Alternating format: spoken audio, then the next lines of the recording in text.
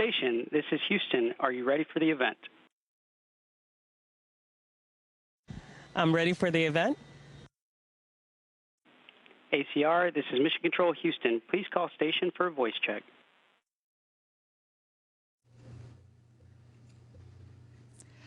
Station, this is Houston ACR. How do you hear me? I have you loud and clear. How me? I have you loud and clear. Thank you. Please stand by for opening remarks. Hi, my name is Anthony Davis. I'm the superintendent of the Syracuse City School District. It is an absolute honor to connect with the International Space Station and one of our very own SCSD alumni, Jeanette Epps. Your contributions to the field of space exploration have been invaluable, and we are proud to have played a small part in your journey to the stars. We have a lot of excited and eager students participating in today's event. With that being said, here's our first question.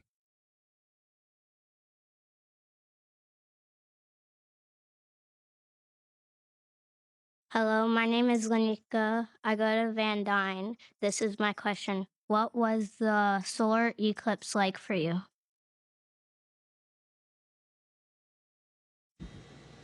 Wow, well, the solar eclipse was amazing for us here. What we saw from the International Space Station was the shadow of the moon across over the sun, traveling over the surface of the Earth. And it was like a dark shadow that was just moving slowly across the Earth. It was absolutely wonderful and beautiful. Hi, my name is Patricia and I'm from Lemoyne College. And my question is, what type of training did you do to prepare for weightlessness? Well, there's several ways that you can prepare for weightlessness. One of the ways that I love to do it was scuba diving. And scuba diving and floating here in space, to me, are very similar. There were times when I was moving around the station and I felt like I was underwater again, just looking at things and picking up things underwater. Almost a very similar way to do it. But we also have a giant pool at Johnson Space Center called the Neutral Buoyancy Lab. It's a giant pool. It's 40 feet deep, 100 feet wide, and 200 feet long. And what we have in there is a mock-up of the main truss of the International Space Station, where a lot of our spacewalks would take place. So I spent about 440 hours underwater practicing spacewalk training. And that's another way to prepare for weightlessness, because we practice underwater. We become neutrally buoyant. Hi, my name is Amariana. I attend Brighton Academy, and my question is, how do you sleep in space without floating away? That's a great question. What we have sleeping bags, and within the sleeping bags we have straps if we want them. But we have these small crew quarters. It's our little room. It's about the size of a closet, a very small closet, and our sleeping bags are just on one of the walls. And so you zip yourself up in that sleeping bag, and I was surprised that I got a very good night's sleep in my bag. I didn't float away. I just kind of floated inside the sleeping bag, which is a very nice way to sleep. Hi, my name's Sinette, and I'm a student here at Lemoyne, and I have a question for you. What are some of the more interesting research projects you are doing aboard the International Space Station?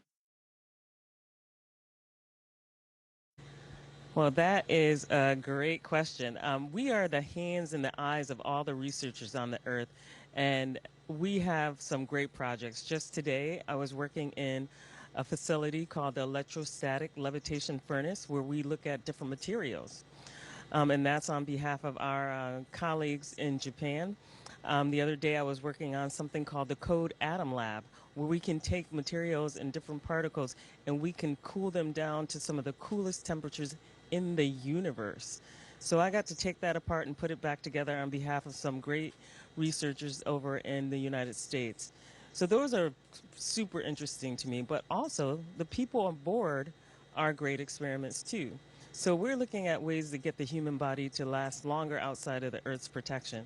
So we're looking at bones, we're looking at our hearts, we're looking at eyes, we're looking at all different aspects of the human body in order to figure out great countermeasures to get basically our physiology to last longer outside of the Earth's protection. Hi, my name is Nagi. I go to Corcoran High School, and my question is, what does it feel like to experience zero gravity?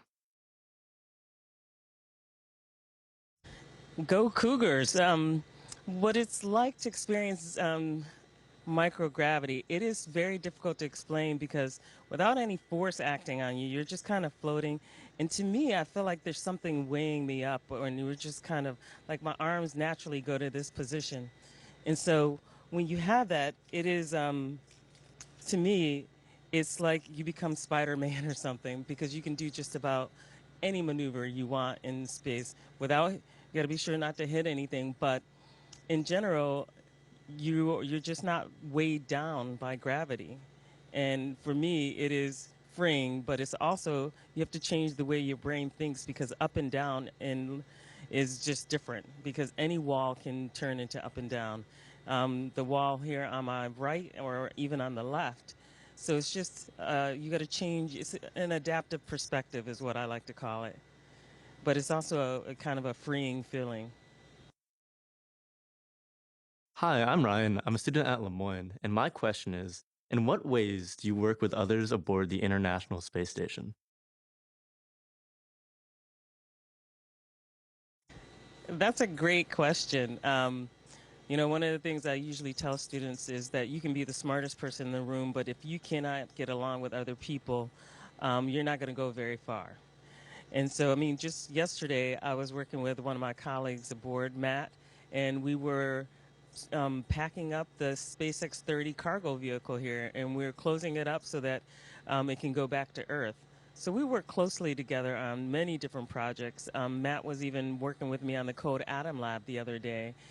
Mike, he's always here to help with ultrasounds of our eyes, of our jugular veins, different things. So we work very closely together. We have our crew quarters are just in one node, and that's one of the modules here on the space station. And we even sleep closely together. So, we teamwork is a part of what we have to do here in order to accomplish the mission of the International Space Station. So it's a part of our job, and it's a job requirement. Hi, my name is Matthew. I go to Van Dyne. My question is, can you tell if it's morning or night at the space station? So currently, I don't know if it's day or night outside. I can check that for you, but every 90 minutes we orbit the Earth. We're going about 17,500 miles around the Earth right now. And every 90 minutes we have a sunrise or a sunset. So we're constantly moving. I don't know right now exactly where we are over the Earth, but I can find out a little later. Hi, my name is Bilal Ali, and I'm a student here at Lemoyne. My question is, which college class do you think has helped you most throughout your space mission so far, and why?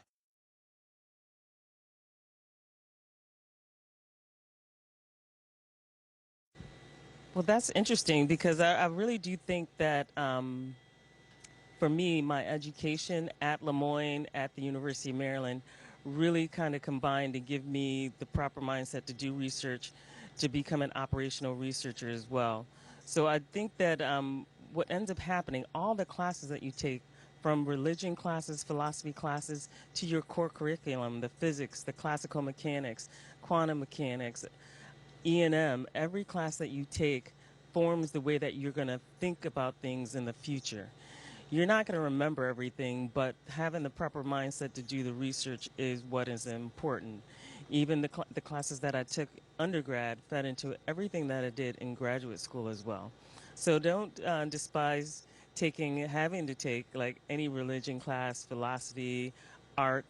All of it contributes to becoming a better engineer, scientist, because developing the creative side of your brain helps with the logical side as well. So I can't say that one single class helped me the most.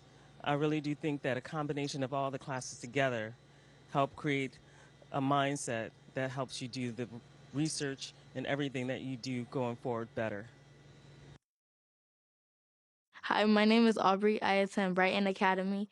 And my question is, what do you do for fun when you are in space?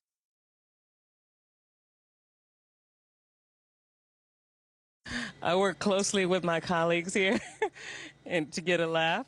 See? So we do many things to have fun. During the eclipse, we were all together in the cupola there taking photos together, and we had a blast doing that. It was an amazing thing to see, and we did it together, and that'll be a memory that we'll have.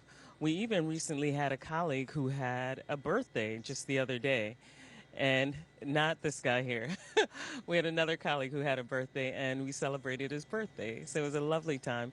We also have colleagues in the Russian segment of the International Space Station, and from time to time we go down there and have dinner with those guys, and they come to our segment to have dinner with us. We can watch movies. We have software that allows us to talk to our families and see them, just like I'm seeing you. You guys are seeing me right now. So we have many different ways to enjoy ourselves while, also working hard. Hi, my name is John. I'm a student at Lemoyne. What was your biggest takeaway from your college experience?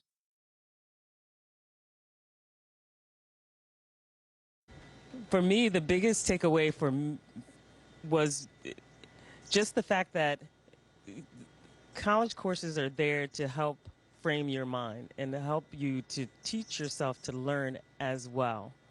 So everything that you learn there will help you in the future with learning other things, anything, and not necessarily relying on your instructors to learn that, but learning new things on your own and then engaging your professors and engaging the world. I was fortunate in that my undergrad at Lemoyne was phenomenal. Classical education. I learned a lot about the arts, a lot about religion, and I was a physics major at the time, so I learned a lot about my core curriculum. But also, graduate school, I worked with many different students from all over the world. In fact, when I graduated, my colleagues one was from South Africa and the other person was from South Korea. So you learn a lot of different things, your mindset changes, and it just teaches you to be a lifelong learner. Hi, my name is Mayana. I go to Corcoran, and my question is, how do you maintain physical fitness and muscle strength in space? Well, that is a requirement. It's such a requirement that it's a part of our jobs. And so just this morning, I did what we call weightlifting, but it's really an advanced resistive exercise device. And what that device does is we work against resistance. It's not like resistance band. It's against a vacuum in this cylinder. So every day we try to get in weightlifting, and then we have a treadmill and a stationary bike for cardio. So almost every single day we work out to maintain top fitness, and it also helps you to feel better, clear out the cobwebs in your brain after you may have had a hard day, whatever. But exercise is the key to maintaining physical health lifelong. Hi, I'm Julie. I'm a grad student here at Lemoyne, currently student teaching. I have a student, Lizzie, who is researching you, and her question is, how did you feel when you learned you would finally be going up in space for this mission?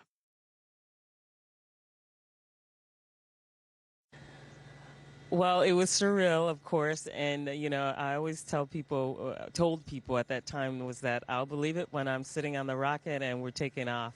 And one of the most memorable things for me was when we felt the rocket start propelling us up from the earth into the atmosphere, and it was like a bunch of kids on an amusement park ride, and the screams, if you could heard us, we were just like kids. It was amazing. So I did not necessarily get so super excited when I found out. I was excited that I got a mission, but it wasn't until I was really in that rocket and we started propelling up from the earth. Hi, my name is Aries. I go to Van Dyne. My question is, what's the temperature outside of the space station?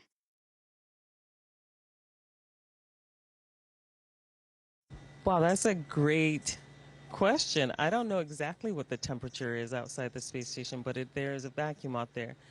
And so, maybe we'll have to chat again a little later, and I'll get the precise temperature of what it is outside right now. Hi, my name is Harsha. I'm a senior here at Lemoyne College, and my question to you is, how has your engineering background affected the way you maneuver through the intricacies of space exploration? Well, engineering to me, is a primary thing, not necessarily the only thing, though. I think a lot of the things that we do, um, I started in Lemoyne. We made holograms. We had hydrophone sensors that we were making undergrad. And then in graduate school, I was building my own models. And a lot of times up here, we are the hands and the eyes for the engineers and research scientists on the ground. So the equipment that they send up, understanding just how things go together, how to take them apart without breaking them, and getting the research and the data out that they need, is one of the ways that engineering has helped me out tremendously. And so I'm a engineer, research scientist by trade. We have medical doctors, we have biologists, we have chemists, we have fighter pilot, engineer, computer science wannabes, and really computer science people here. So we have all kind of people who have made it their lifelong goal to learn everything and learn how to do everything. So I think for me, the biggest thing that you can take away is, learn your trade, learn it as well as you can, but also be curious about everything else as well. Hi, my name is Javante. I attend Brighton Academy, and my question is, can you feel the spacecraft as it moves through space?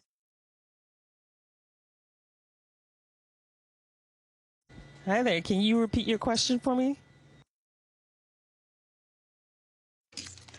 Can you feel the space station as it moves through space?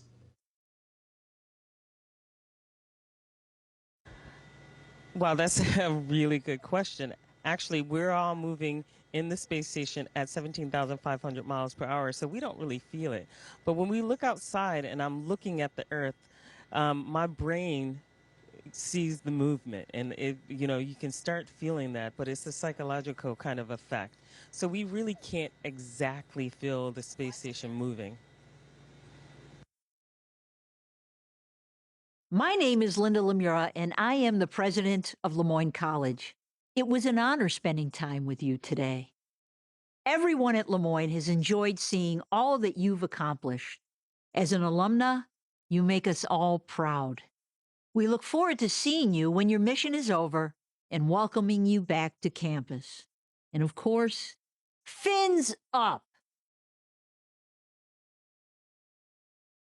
Fins up. Thank you, Dr. Lemura. It has been my pleasure. I really appreciate being able to do this for my alma mater, my hometown, my school district. So thank you for having me, everyone. It's great seeing you, and I look forward to seeing you when I return. Station, this is Houston ACR. Thank you. That concludes our event. Thank you to all participants. Station, we are now resuming operational audio communications.